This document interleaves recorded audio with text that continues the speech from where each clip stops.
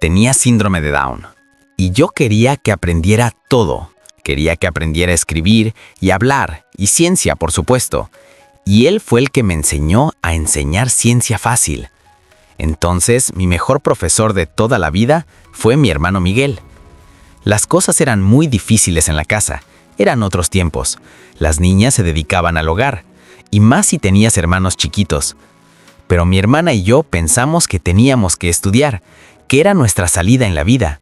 Y mi hermana, la grande, que tenía 15 años, que era la mamá, me dijo: no, tú eres tontita, mejor estudia física. Y en esa época estábamos mal informadas, pero pensábamos que si entrabas a estudiar física, podías dar clases en las prepas. Entonces dije: no, pues voy a estudiar eso, porque así nos podemos escapar de la casa y podemos estudiar y trabajar.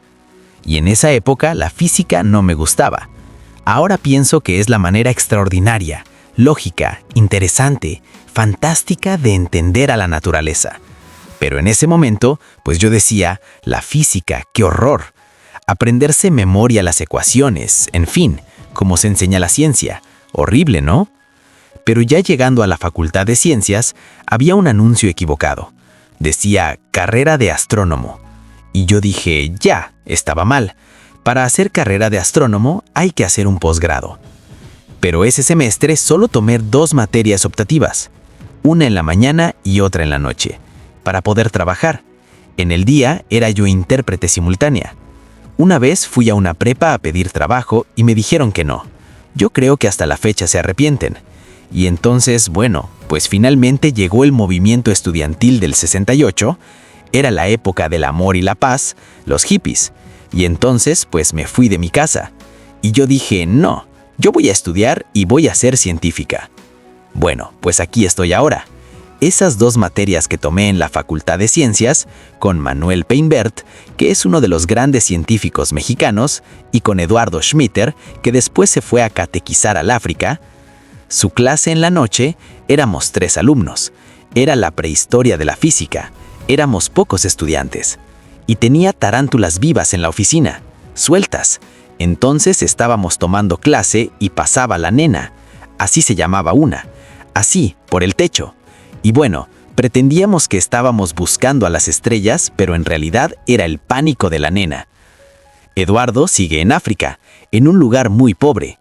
Y cuando yo era funcionaria de la Unión Astronómica Internacional, conseguí un telescopio fantástico. Y le escribí. Le dije: Eduardo, te voy a mandar un telescopio para tu comunidad.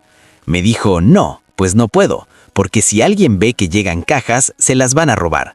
Van a pensar que es algo muy valioso. Lo es, pero pues aquí no hay ni corriente eléctrica. Se lo regalé a Cuba. Pero sí, Eduardo sigue ahí y sigue ayudando a la gente más pobre. Así que bueno, pues ya después me puse a investigar con Manuel Peinbert y un día lo invitaron a dar una conferencia. Me dijo: pues ve tú. Y me fue bien, y me siguen invitando. Luego lo invitaron al Canal 11, que era el crimen perfecto, porque nadie lo veía en esas épocas. Estaban en clase por televisión de matemáticas, imagínense. Y entonces me fue bien, y todavía estoy en el Consejo Ciudadano del Canal 11. Y así, luego lo invitaron a escribir un libro, y me dijo: escríbelo tú. Y me siguen invitando a escribir libros. Así es que Manuel, aunque está muy desilusionado de mí, es el que me dio el regalo de hacer divulgación. Bueno, pues esa es Julieta. Ah, bueno, tengo 2 hijos nada más, un perrinieto y un nieto. Y cuando empezó la pandemia, a él todavía no cumplía ni 3 años. Entonces a mi hijo se le ocurrió que yo le diera clase todos los días, por internet. Y entonces me pasaba el día pensando cómo le enseño yo a este niño a leer, a escribir, matemáticas, ciencia. Compré libros de magia y veía cosas de experimentos. En fin, se me pasó un poco la mano, como con mis pobres hijos, porque yo quería que él aprendiera. Como mi mamá se murió cuando uno de mis hermanos tenía 2 años y su mamá se murió cuando ella tenía 2 años, yo pensé: yo me voy a morir cuando mis hijos sean chiquitos. Entonces yo les enseñé inglés y a leer y a escribir y matemáticas desde que eran bien chiquitos. Pobres, pero bueno, uno las riega a veces como mamá, sin querer. Entonces, a mi nieto le apliqué la misma técnica de educación universal por internet y él también me enseñó mucho a cómo usar las redes sociales para explicar la ciencia. Y escribí un libro. O sea, cada día que le daba clase, escribía un capítulo de hoy hicimos esto para la clase de matemáticas. Lo que sea, multiplicar, recortar de estos muñequitos que recortas uno, se hacen en muchos. Por ejemplo, pues puras cosas así, súper simples.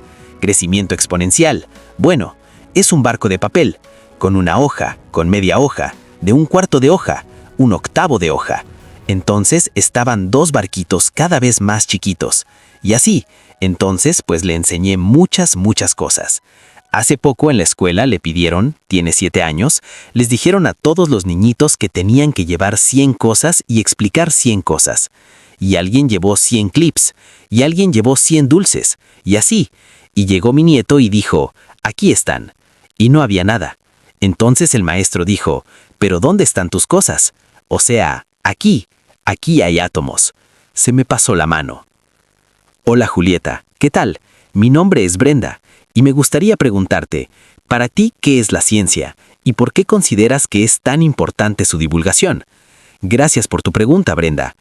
Para mí la ciencia es la manera de entender a la naturaleza, y además algo que me fascina de la ciencia es su poder de entender las cosas y su poder de aceptar que nos equivocamos.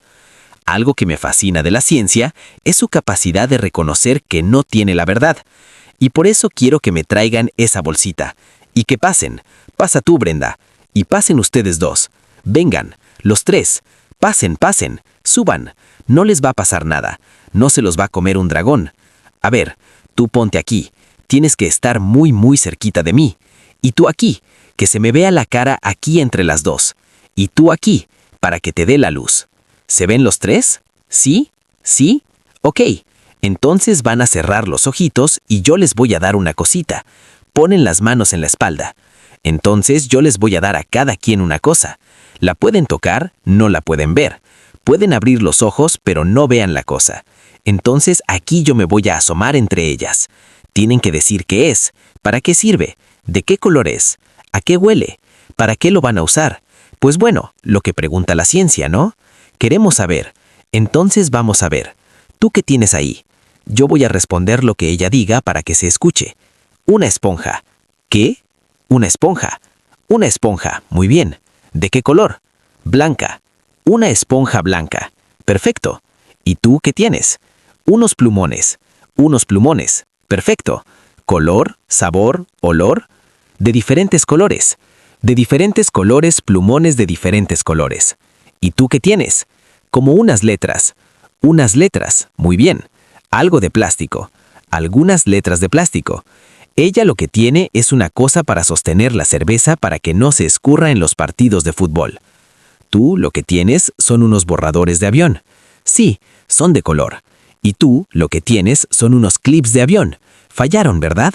¿Y qué pasó? Nada, se pueden ir. Contestando tu pregunta, Brenda, a mí lo que me fascina de la ciencia es que sabemos que no tenemos la verdad. Tenemos verdades parciales. Si yo les hubiera dado un detector o chance de ver el objeto o leer las instrucciones, pues hubieran sabido luego lo que es. Es decir, eso me gusta de la ciencia, que siempre se renueva, siempre hay cosas nuevas que inventar.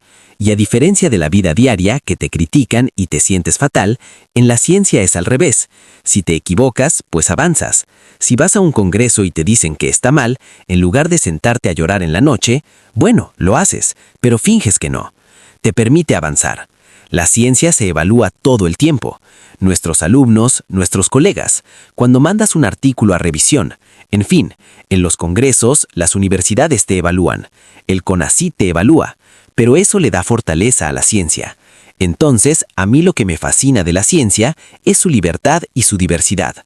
Además, ¿sabes qué, Brenda? Que la ciencia es una fuente inagotable de felicidad. Y para demostrar eso, va a pasar el galán que está a tu lado. Y usted que está ahí tan seriecito. Y usted, por favor, la señora de los aretes bonitos. O ellas. Tú ya pasaste, Brenda. ¿Qué pasó? ¿Se pueden poner de pie aquí los 3 y me traen mi bolsa de sorpresas? Por favor. Muy bien.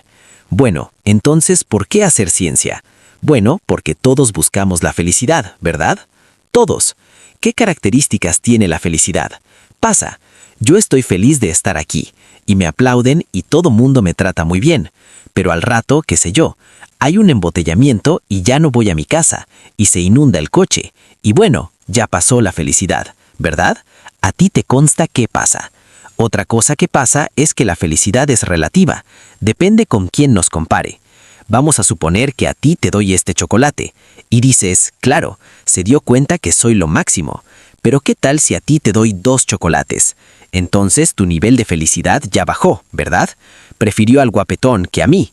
Pero vamos a suponer que a él le doy este dulce, ya la mido. Entonces ya tu nivel de felicidad subió, ¿verdad? Sí, mucho. Entonces no hay que estarse comparando.